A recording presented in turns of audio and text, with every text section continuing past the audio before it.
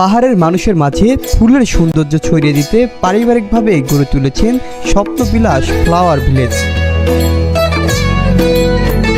যেখানে শোভা পাচ্ছে বাহারি রঙের নানা জাতের ফুলের সমারোহ।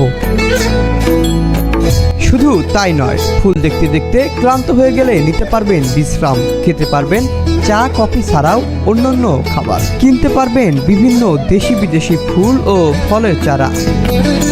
এগ্রো ট্যুরিজম নজর কাটছে ফুল প্রেমীদের, সারাও ফেলছে বেশ। এখানে অনেক কিছু আছে, অনেক ভালো লাগছে, পরিবারকে নিয়ে আসছি।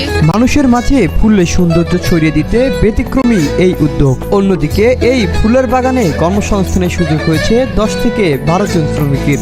এক সময় এখানে ছিল পাহাড়ের পরিবেশ ধ্বংসকারী ইটভাটা, এখন বাহারি রঙের দেশি বিদেশি ফলের বাগান। জায়গাটির সৌন্দর্য উপভোগ করতে দূর দূরান্ত থেকে নানান বয়সী দর্শনার্থীরা ছুটে আসেন। আমি আমার পরিবারকে নিয়ে এখানে ঘুরতে আসছি স্বপ্নবিলাস। জায়গাটা অনেক সুন্দর।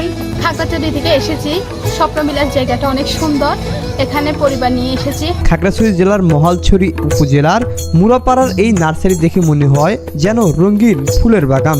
মাত্র 30 টাকা দিয়ে টিকিট কেটে বাগানে প্রবেশ করলেই মন ভরে যাবে যে কারো। এখানে অনেক সুন্দর আছে, বাচ্চাদের খেলার জন্য অনেক ভালো জায়গা আছে। পরিবার নিয়ে আসছি এখানে, আশা করি অনেক আর ভবিষ্যতে উন্নত হবে, তাই এখানে অনেক ভালো। ফুলের বাগানে পাহাড়ি জনপদের ঐতিহ্যকে প্রাধান্য দিয়ে রাখা হয়েছে পর্যটকদের জন্য নানান সুবিধা।